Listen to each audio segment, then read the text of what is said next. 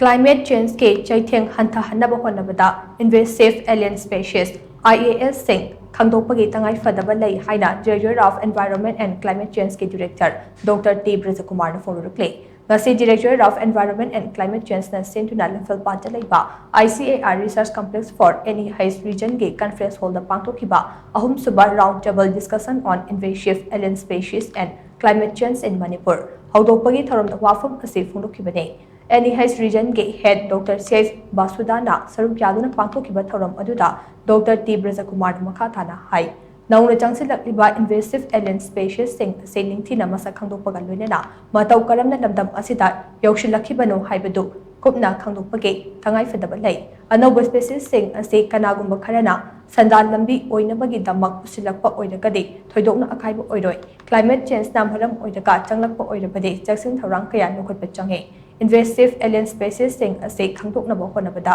tongan-tonganba department singa kusamdana chattaba yadabana thorom ase paring naina chathabani haina su mahana makhatana phongdokhe.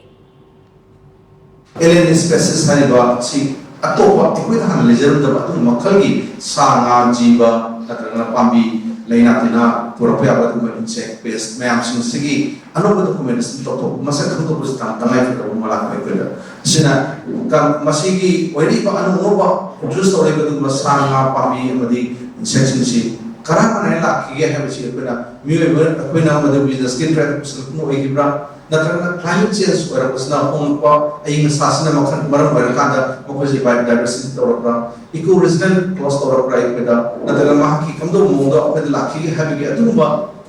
research sama topthu yana bagi aham da pai karam species leile habisana kamdo mun habigi patam ni kudre